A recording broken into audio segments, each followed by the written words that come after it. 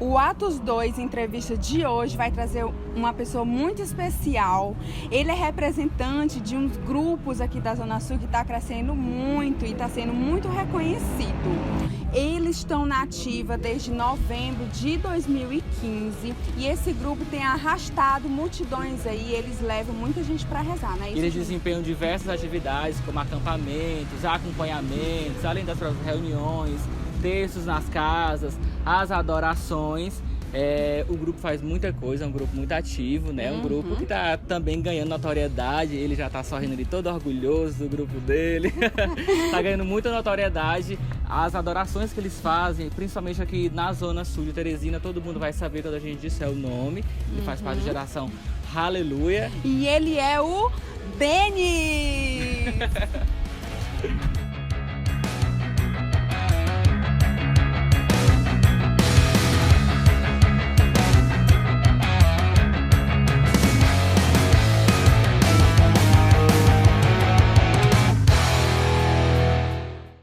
Bem-vindo, irmão, ao nosso Atos 2 Faltou entrevista. dizer, ele é jornalista, tem 25 anos de idade, vai casar no próximo ano, se tudo der certo. Basicamente 1,80 m, ele é muito alto também. Se tudo der certo no próximo ano, né, Denis? Se tudo der certo. Vai parar de enrolar, Brenda, fala pra aquela câmera. Se for vontade de Deus, próximo ano a gente casa. Todo mundo Denis diz isso, eu queria dizer isso pra vocês. Não, mas é porque nós estamos no caminho de Deus, né? Tem Na hora que que ele ser for assim, já chega. Com muito discernimento. É, claro. Pronto, Denis, como tu já pôde acompanhar na nossa abertura, a gente resolveu falar sobre a importância, né, da vida de oração, da prática da oração do jovem nos grupos de igreja. Se Deus sabe de tudo, né, Deus tem um projeto pra gente, Deus sabe todos os caminhos que a gente vai trilhar independente, né? Tu acha que a oração, a da gente pedir uma oração, não é interferir nos planos de Deus? Já que ele já tem tudo preparado pra gente? Bom, Júnior, e é importante a gente destacar, né? Como esses grupos estão crescendo, como tem tido esse desenvolvimento, isso demonstra que as pessoas estão rezando mais, ou pelo menos estão buscando mais a Deus. Mas a gente nunca pode esquecer que Jesus Cristo morreu na cruz para nos dar a liberdade. E aí o ato de pedir na oração, o ato de você colocar a Deus aquilo que você está sentindo, apesar dele te conhecer, mas é de você externar de fato, porque às vezes a gente não coloca nem pra gente mesmo ou para quem está ao nosso lado. Então, para Deus a gente precisa se abrir, dizer para Ele: Senhor, eu quero isso, Senhor, eu desejo. É óbvio que a gente tem que sempre ter o discernimento. Se não deu certo, é porque ainda não chegou o tempo, né? Não era pra ser. Não era para ser. Tem gente que às vezes fica incomodado porque pede demais pra Deus. A gente deve pedir demais, agradecer demais. Como é essa relação? A relação com Deus é essa construção da relação com Deus. A gente sabe que quando a gente tem uma afinidade, quando a gente tem esse crescimento espiritual de saber o que pedir, de saber por que pedir, a gente automaticamente não vem a ideia de pedir demais, mas saber o que é necessário. A orientação é para que cada jovem possa, de fato, buscar essa afinidade com Deus, buscar essa paternidade de Deus, buscar essa intimidade com Ele, para que de fato a gente saiba o que é necessário ou o que a gente está sendo rude demais ao pedir ao nosso Senhor. A gente sabe hoje que na capital de Teresina está se crescendo muito as adorações, está ficando bem popular, né, as adorações, e vocês também, o carro-chefe de vocês é a adoração ao Santíssimo Sacramento, e algo que está ficando muito conhecido. Eu queria saber de ti, porque em alguns lugares que a gente vai, a gente vê as adorações como um show pirotécnico, com muito papel laminado, fogos, músicas,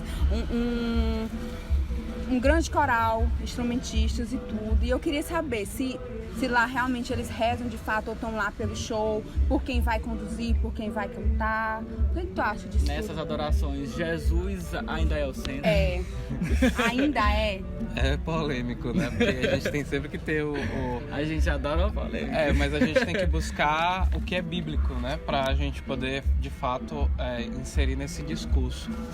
Jesus Cristo, onde ele passava, pela Galileia, por todos os lugares, a Bíblia deixa bem claro isso. A multidão seguia Jesus. A multidão estava com Jesus. Só que tem um detalhe. A multidão ia ao encontro de Jesus, mas não para de fato seguir Jesus, mas para ir de fato buscar aquilo que ela necessitava. Talvez, não estou dizendo que é o caso, né? Mas talvez em algumas adorações, como vocês colocaram, né? Esses shows pirotécnicos, essas coisas todas, talvez esteja acontecendo isso. Muitas pessoas não entendem o porquê elas estão indo, mas pela necessidade de algo que elas procuram, né? E eu digo esse algo de objeto, não algo de fato de preenchimento espiritual. Não vou julgar, né? Não vou julgar. Cada um tem a sua caminhada, cada um conhece a sua história, sabe da sua intimidade com Deus e faça seu próprio julgamento, né? Mas eu não... a gente tem sempre que buscar no ponto de que, por mais que muita gente não possa se sentir tocado com aquilo, mas sempre há um ou dois. E aí onde Jesus Cristo, de fato, se tiver um ou dois tocado com aquilo que aconteceu, então já estamos no meio do caminho, já estamos na caminhada. Mas tu acha que o jovem entende, tipo, tem essa adoração com isso tudo, e quando ele for para uma adoração paroquial, que só tem as senhoras, que não tem muitas coisas, é uma adoração mais silenciosa, tu acha que ele vai se adaptar, vai também entender? Ou vai achar mais monótono, chato? O primeiro ponto, né? O primeiro ponto, se o jovem entende, na verdade isso é de uma certa forma um erro de catequese, né? Um erro de quando a pessoa vai no seu crescimento, em que passa pelo batismo, em especial pela Eucaristia. Talvez eles não tenham tido esse contato por um erro de catequese, né? Um erro de iniciação. Ou talvez a própria família, né? Que a gente não pode esquecer nesse contexto, que a família não incentiva a vida catequética das crianças, a vida catequética do adolescente. Tudo faz parte do processo. Tudo faz parte do processo. A gente sabe quando o jovem não está ali por reconhecer Jesus Eucarístico. Está ali porque o amigo está, porque enfim, por uma série de situações. Que também não deixa de ser uma oportunidade de da pesca de Jesus. O que não é ruim, né? O que não é ruim. A gente tem realidade de jovens, e acredito que não seja só o Geração Aleluia, outros grupos também, jovens que iniciaram nessa caminhada. Eu, por exemplo, posso dar meu testemunho pessoal de que quando eu fui pescado pela minha igreja, a minha primeira caminhada foi porque eu não tinha muitos amigos. Então, era uma oportunidade de criar um laço de amizades com outras pessoas. Então, eu fui pescado não pelo Jesus Eucarístico inicialmente, fui pescado pelas pessoas, pela a vontade de crescer o meu núcleo de amigos. E aí a importância dos amigos também na caminhada da igreja. E aí depois, é óbvio, né, com o decorrer da caminhada, eu fui conhecendo mais, buscando conhecer mais Jesus Cristo, e aqui estou. Porque a gente vizinho, a gente, né... Nem pra eu te trazer pra igreja, ele bora no Promorá, a gente bora no Parque Piauí, e adivinha onde ele veio se encontrar? Mas eu sou, na verdade... No bairro São Pedro, né? Na verdade, eu morava inicialmente, a minha vida toda no São Pedro, né? Depois é por isso que eu fui morar no Promorá. Tem muitos jovens que às vezes dizem assim, não, eu tenho a minha fé, eu sou católico, tenho a minha fé, eu prefiro rezar em casa. Isso serve? Eu sempre digo no meu discurso a questão da gente criar amizade com os santos, né? A necessidade da gente ser amigo dos santos, porque quando a gente está na bad, quando a gente está mal, a gente olha para os exemplos e percebe que a gente ainda não fez nada. E a necessidade de mudar o mundo passa por a gente olhar os exemplos dentro da igreja. Eu sou devoto, apaixonado, né? Meu testemunho passa diretamente, porque nos momentos de desespero da minha vida, em que eu não consegui, eu estava num deserto de fato na minha vida espiritual, eu conheci Santa Teresa de Calcutá. E Santa Teresa de Calcutá, ela me inspira no sentido de nunca colocar limite nas coisas. É necessário que a gente não viva a nossa experiência somente de conversar com Deus. A gente precisa colocar isso em prática para mudar a realidade do outro. Toda vez que o Colo de Deus vem para Teresina, a gente sabe que quem está trazendo é o Geração Aleluia. No intervalo de uns 6 meses, eles vieram pra cá umas 3 vezes, né? Então já tava comum, todo sábado, Colo de Deus aqui em Teresina. Ai meu Deus, mais um dia, já cansei da cara, né? Mais ou menos isso. Existe um contrato ou você quer que eles sejam padrinhos do seu casamento? Existe uma amizade, né? Existe uma amizade. Esse é o objetivo deles. Olha, a Colo de Deus, a comunidade Colo de Deus, eles começaram basicamente como a gente começou, né? O contato com os meninos da comunidade, o Hugo, todos os outros lá. Que chique, Quando né? eles estiveram aqui. Pra quem tá ouvindo, que chique, esse amigo pessoal do Hugo. A gente vai pedir o WhatsApp do Hugo pra passar pra quem quiser. Pedir uma oração deles, claro. Mas a gente nunca pode esquecer a missionariedade por trás de tudo isso, né? A Palavra de Deus, ela veio para quebrar um paradigma, e isso não é a comunidade. Deus utiliza a comunidade para falar às outras pessoas através da música.